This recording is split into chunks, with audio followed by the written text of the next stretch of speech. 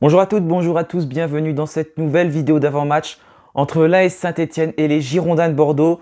Une affiche qui était tout simplement une de Ligue 1 l'année dernière et qui s'est malheureusement transformée en une affiche de Ligue 2 cette saison. Deux clubs historiques bien sûr du championnat français, deux clubs amis qui vont s'affronter aujourd'hui. En tout cas, les supporters de l'AS Saint-Étienne et des Girondins de Bordeaux s'entendent très bien, on le sait tous. Malheureusement, la rencontre elle sera toujours à huis clos à Geoffroy Guichard. Ce sera normalement le dernier match à huis clos parce que après le public devra retrouver le stade Geoffroy Guichard, devrait donc pouvoir retourner en tribune.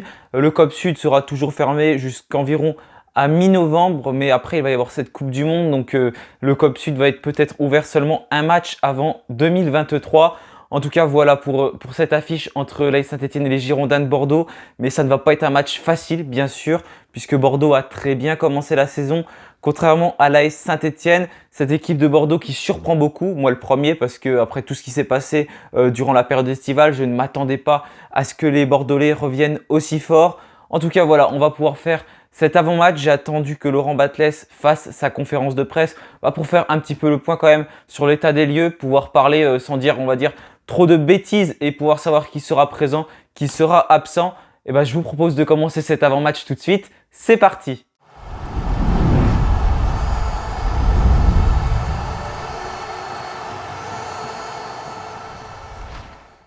Voilà, tout d'abord, si vous n'êtes pas encore abonné à la chaîne, n'hésitez pas à le faire. On est 1600, en tout cas merci à tous pour ce soutien, c'est vraiment incroyable, ça progresse énormément, donc je vous remercie vraiment. N'hésitez pas pareil à mettre un like également, c'est pour le référencement de la vidéo et également ça fait très plaisir de voir le nombre de likes de plus en plus conséquent sur toutes les vidéos. Donc en tout cas merci à tous ceux qui suivent la chaîne, bienvenue à tous ceux qui viennent d'arriver, je suis très content toujours de vous retrouver pour faire les avant-matchs, débriefer les matchs et parler de notre club, bien sûr, l'AS Saint-Étienne. Donc maintenant, on va se pencher directement sur les absents du côté des Girondins de Bordeaux. Le groupe, il devrait être complet, celui donc de David Guillon. Seulement 2 joueurs ne pourront pas être présents pour cette rencontre. Donc déjà, Stian Gregersen qui va être suspendu pour accumulation de cartons jaunes. Et ensuite, on a un autre joueur des Girondins de Bordeaux, un jeune de 18 ans, un attaquant qui ne sera pas présent, Julien Vétro, donc qui va manquer cette rencontre. Mais sinon, le groupe bordelais répondra bien présent. Il va y avoir notamment des joueurs qui ont été recrutés lors du mercato estival, les 5 joueurs de ce mercato qui vont pouvoir donc être titulaires pour la première fois ou prétendent à une place de titulaire. Donc en tout cas, Bordeaux qui a quand même pas mal recruté, a annoncé pas mal de joueurs dans les dernières heures du mercato. Donc tous ces joueurs-là pourront donc être aptes à disputer cette rencontre. Donc il pourra peut-être y avoir du mouvement dans la composition des Girondins de Bordeaux. On verra bien sûr ça lors de cette rencontre. Du côté de Saint-Étienne, au niveau des absents, il ne devrait pas manquer grand monde. On sait malheureusement que Étienne Green est de nouveau suspendu. Déjà le deuxième carton rouge pour Étienne Green qui va manquer 2 matchs, donc contre les Girondins de Bordeaux, il ne sera pas là. Et également ensuite pour le déplacement du côté de Guingamp. Sinon, Laurent Batles a annoncé un groupe complet. On peut imaginer, c'est pareil, qu'Aymen Mouefek ne sera pas là, parce qu'il avait annoncé lors de la dernière conférence de presse qu'il y avait un protocole spécial pour Aymen Mouefek. Il faut déjà qu'il accomplisse quelques matchs avec la réserve avant de pouvoir jouer avec le groupe professionnel. Donc je ne pense pas que Mouefek sera là. Est-ce que Seydou Sow va faire son retour? Est-ce que Charlaby également? En tout cas, Charlaby qui aurait été plutôt poussé vers la ressortie. Donc on verra ce que ça donne. En tout cas, il y a eu une bonne nouvelle qui a été annoncée hier par le club avec le premier contrat professionnel plutôt signé par Antoine Gauthier qu'on aura peut-être l'occasion de voir lors de cette rencontre. En tout cas, Antoine Gauthier s'est engagé avec les Verts jusqu'en 2025. Et puis Laurent Batles a fait également le point sur des joueurs qui seront sous la menace d'une suspension en cas donc de carton jaune lors de ce match. Il y a en tout 6 joueurs qui pourraient manquer cette rencontre. Donc j'ai fait mes recherches pour savoir qui c'était. Donc s'ils prennent un carton jaune donc lors de la réception des Girondins de Bordeaux, ils ne pourront pas jouer contre Grenoble. Ce ne sera pas contre Guingamp puisqu'il faut qu'ils passent devant la commission de discipline qui est ce mercredi. Et ensuite, la suspension, ce sera pour le match qui arrive après. Donc, si on parle de tous ces joueurs-là, il y a Ivan Masson, donc qui a déjà reçu 2 cartons jaunes. On retrouve également Giraudon qui est dans le même cas. Bakayoko, il a très peu joué, mais il a quand même déjà pris 2 cartons jaunes. Mouton, pareil. Bouchouari, c'est pareil. Il a aussi pris 2 cartons jaunes alors qu'il a joué 3 matchs. et un autre joueur, c'est Lenny Pintor. Donc voilà, on verra quand je vais faire ma composition, mais j'ai fait des choix parce que on sait que Laurent Batles, il a dit qu'il allait devoir faire ces choix-là parce que pour ne pas avoir énormément de joueurs de suspendus. Donc on peut imaginer qu'il y en aura plein qui sont titulaires d'habitude, qui ne le seront pas. Donc j'ai essayé de remanier ma composition en fonction de ça, mais on verra bien sûr ça tout à l'heure. Maintenant, on va s'intéresser du coup aux Girondins de Bordeaux, l'équipe la plus en forme en ce moment dans ce championnat de Ligue 2 avec 14 points. Égalité d'ailleurs avec Amiens. Mais Bordeaux, c'est une équipe qui surprend bien sûr depuis le début du championnat, alors que c'était pas forcément fait d'avance, puisque pendant le mercato estival, ils ne savaient même pas s'ils allaient rester en Ligue 2 ou s'ils allaient descendre en National. C'était vraiment un climat très très tendu. Bordeaux qui n'a pas pu préparer vraiment sereinement, mais qui s'appuie sur un groupe qui est très très jeune. Et au-delà d'être jeune, c'est un groupe qui est également très compétent. Il y a beaucoup de cadres autour de tous ces joueurs. Donc voilà, les Girondins de Bordeaux, pour l'instant, ils sont en pleine confiance. Ils ont marqué 11 buts, ils en ont seulement encaissé 2. Mais les 2 buts en plus qu'ils ont encaissés, c'est des erreurs. Je pense à ce dernier match, notamment contre le Paris FC, avec la mauvaise sortie de Gaëtan Poussin, sa mauvaise appréciation. Et puis il prend le but, une tête qui finit au fond des filets, alors qu'il l'aurait complètement eu s'il était resté sur sa ligne. Donc voilà, ça va être très difficile de marquer contre Bordeaux, qui est une équipe vraiment en forme. Pour l'instant, qui s'appuie sur un 4-3-3 depuis la reprise du championnat. Ils ont joué cette rencontre à chaque fois, c'était en 4-3-3. Donc voilà pour les Girondins de Bordeaux, qui est une équipe pour le moment qui est très bonne et qui a perdu un seul match. C'était donc contre Guingamp, le prochain adversaire de l'AS Saint-Etienne. Mais pour autant, c'est sûr que beaucoup de personnes ont peur de cette rencontre. Et puis ça, je peux le comprendre parce que Bordeaux est vraiment en forme. Bordeaux n'a pas encaissé de but. Mais quand on regarde leurs adversaires, regardez les derniers matchs de Bordeaux. Le meilleur adversaire qu'ils ont affronté, c'était peut-être Guingamp ou le Paris FC, je n'en sais rien. Mais en tout cas, contre Guingamp, les Girondins de Bordeaux, ils ont perdu sur le score de 1-0. Sinon, les matchs qu'ils ont gagnés, c'est contre des équipes qui vont plus jouer le maintien. Rodez, Niort, un match nul contre Grenoble. Ensuite, il y a eu cette victoire donc contre Quevilly. Et puis cette victoire contre le Paris FC, qui est toujours l'exception, bien sûr, qui confirme la règle. Mais en tout cas, Bordeaux, pour l'instant, n'a pas affronté vraiment des équipes de haut de tableau. Donc, c'est compliqué de voir s'ils sont vraiment en forme. Mais quand on les voit jouer quand même, on voit que c'est une équipe qui combine bien, qui se trouve bien, qui n'a pas forcément, je trouve, des individualités, mais qui s'appuie surtout sur un très très gros collectif. C'est ça qui fait la force de Bordeaux en ce moment, tous ces jeunes qui sont vraiment impliqués. J'ai écouté un podcast sur Citévec tout à l'heure, et puis un chroniqueur donc de Web Girondin disait qu'il y avait des joueurs qui finissaient avec des crampes. Ça change beaucoup parce qu'à Bordeaux, ce n'était pas le cas la saison dernière. Et là, les joueurs, 15-20 minutes avant la fin du temps réglementaire, il y en a déjà beaucoup qui ont des crampes. Donc c'est des joueurs vraiment qui donnent beaucoup, et ces jeunes, ils veulent vraiment avoir leur place dans ce club des Girondins de Bordeaux. Et voilà, ils s'investissent énormément, et il va donc falloir se méfier de cette équipe bordelaise qui est très très en forme. Il va surtout falloir faire une bonne entame de match, parce qu'on sait que si on encaisse le premier but contre Bordeaux, derrière, ça va pas être facile tout de suite de réussir à revenir au score et même ensuite de gagner ce match. C'est pour ça qu'il va falloir être concentré dès le début du match.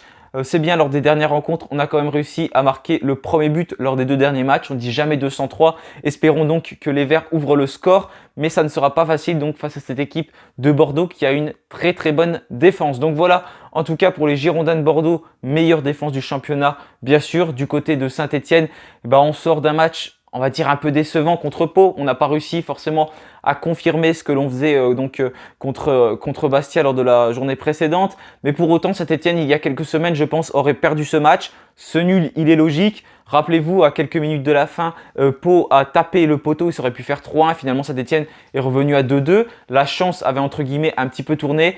Voilà ce qu'il va falloir faire attention. Comme je l'ai dit tout à l'heure, il y a beaucoup de joueurs qui sont sous la menace d'une suspension.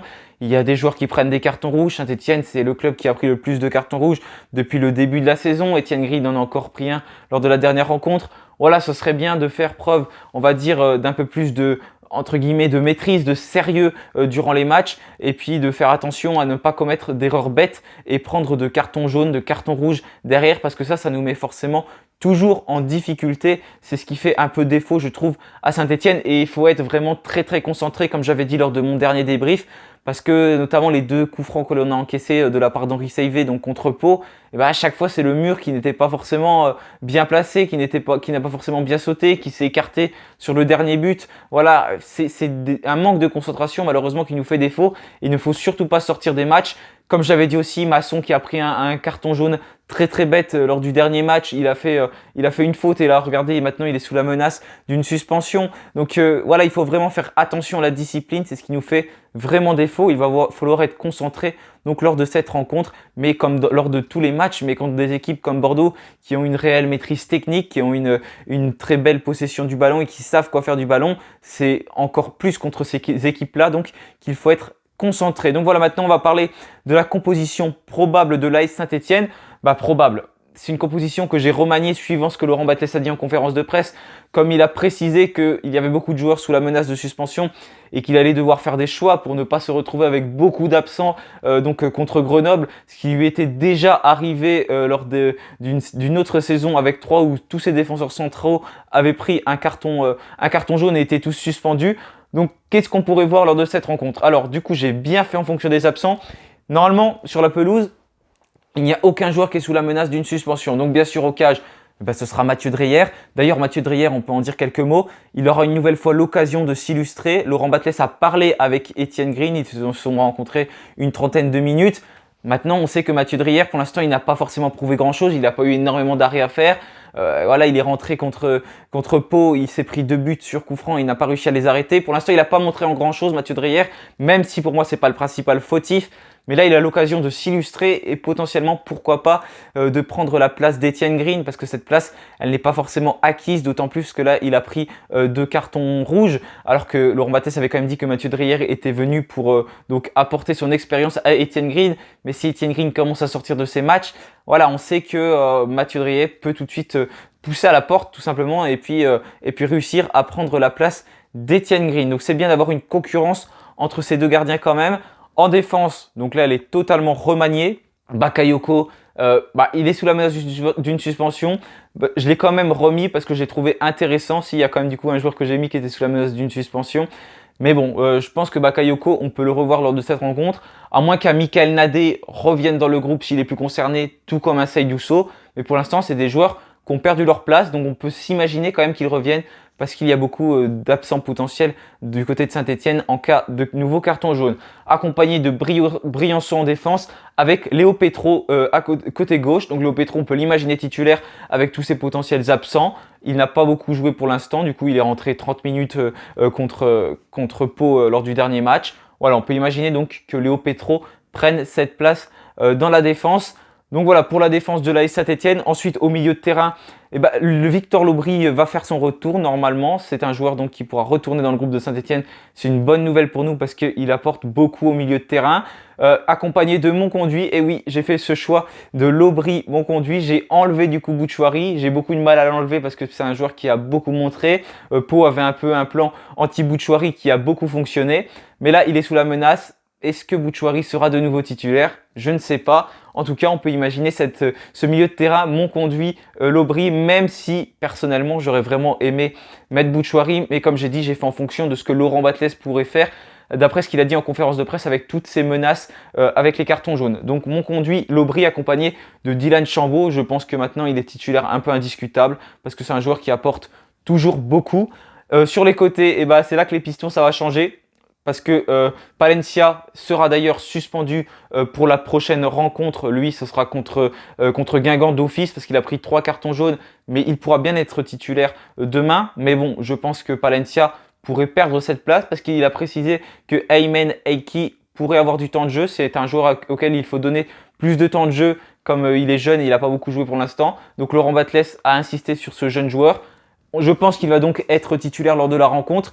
Peut-être au profit de Palencia, à moins que ce soit au profit de Masson côté gauche qui est sous la menace. Et du coup, on pourra avoir Eiki à gauche et du côté droit, on pourra avoir Palencia. Je ne sais pas comment il va s'organiser. Mais en fait, j'ai pas trop envie d'enlever Mathieu Cafaro parce que je trouve qu'il est très intéressant à Saint-Etienne. Donc, je l'ai mis côté gauche. Et puis, en pointe de l'attaque, j'ai vraiment envie de voir ce duo Jean-Philippe Crasso accompagné de Ibrahima Ouadji. Donc voilà, c'est vraiment ce que j'aimerais voir et j'espère que c'est ce que Laurent Batles va tenter contre Bordeaux. Donc voilà, j'ai terminé pour cette vidéo d'avant-match. N'hésitez pas à me dire ce que vous avez pensé de la composition, laquelle vous feriez. En tout cas, j'ai hâte de voir ce nouveau match de l'AS Saint-Etienne, hâte d'affronter les Girondins de Bordeaux, voir tout simplement ce qu'on donne contre une équipe qui est quand même supérieure aux autres en ce moment. Est-ce que les Verts vont se prendre une raclée? Est-ce que les Verts vont bien réagir? Voilà, je suis vraiment curieux de voir ce qui va se passer. En tout cas, je suis content d'affronter les Girondins de Bordeaux, même si malheureusement, ce sera un nouveau match à huis clos. Voilà, merci à tous d'avoir suivi cette vidéo. Je vous souhaite à tous une bonne soirée et à demain. Et bien sûr, allez les Verts! Salut à tous!